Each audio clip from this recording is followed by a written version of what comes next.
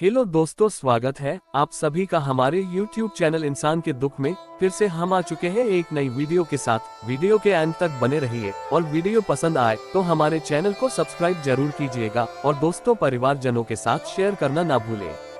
भगवत गीता के पाठ से व्यक्ति को काम व कर्म के बारे में सीख मिलती है। इतना ही नहीं, हमारे हर प्रश्न का उत्तर गीता में समाहित है। आप जितनी बार इसका पाठ करेंगे आपको कुछ नया सीखने को मिलेगा। गीता पढ़ने का सही नियम क्या है? इन 4 चरणों से गुजरने के बाद ही मिलता है पूर्ण ज्ञान। श्रीमद् भागवत गीता हिंदू धर्म का एक पवित्र ग्रंथ है।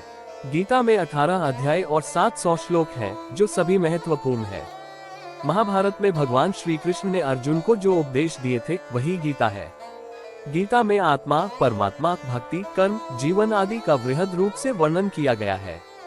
गीता से हमें ये ज्ञान मिलता है कि व्यक्ति को केवल अपने काम और कर्म पर ध्यान देना चाहिए।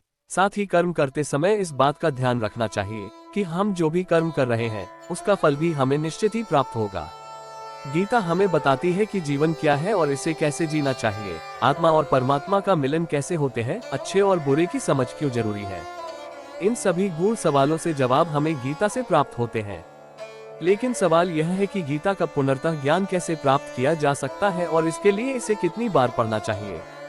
गीता या फिर किसी भी पाठ से ज्ञान को प्राप्त करने के 4 स्तर होते हैं: श्रवण या पठन ज्ञान, मनन ज्ञान, निधिध्यासन ज्ञान, अनुभव ज्ञान। इन चारों स्तर से गुजरने के बाद ही किसी भी ज्ञान की पूर्णता होती है और इससे समुचित लाभ होता है।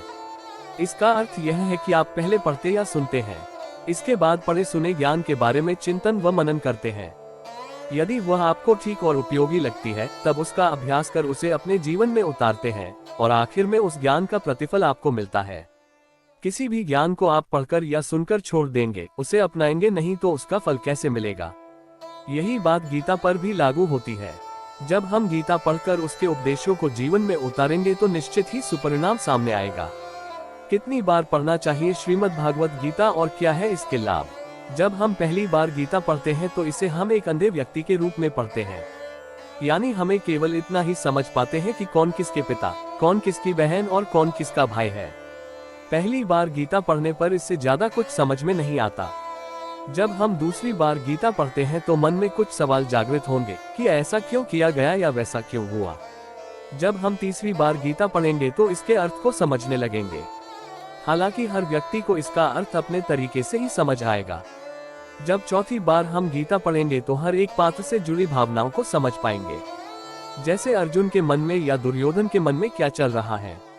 5वीं बार गीता को पढ़ने से पूरा कुरुक्षेत्र हमारे मन में खड़ा हो जाता है और हमारे मन में अलग अलग कल्पनाएं होती हैं। 6वीं बार गीता पढ़ने से हम भगवान को अपने सामने अनुभव करने लगते हैं और हमें ऐसा लगता है कि भगवान हमारे सामने ये सब बता रहे हैं। 8वीं बार गीता को पढ़ते से हमें ये परिणत एहसास हो जाता है कि कृष्ण कहीं बाहर नहीं बल्कि हमारे भीतर ही है और हम उनके भीतर। श्रीमद् भगवत गीता पाठ के नियम। भगवत गीता पढ़ने के लिए सुबह का समय सबसे उत्तम माना जाता है, क्योंकि इस समय मन, मस्तिष्क और वातावरण में शांति व सकारात्मकता होती है। गीता का पाठ हमेशा स्नान के बाद और शांत चित्त मन से ही करना चाहिए। पाठ करते समय बीच बीच में इधर उधर की बातें नहीं करनी चाहिए और न ही किसी कार्य के लिए बार बार उठना चाहिए। साफ सफाई वाले स्थान और जमीन पर आसन बिछाकर ही गीता का पाठ करना चाहिए। गीता के प्रत्येक अध्याय को शुरू करने से पहले और बाद भगवान श्री कृष्ण और गीता के चरण कमलों को स्पर्श करना चाहिए।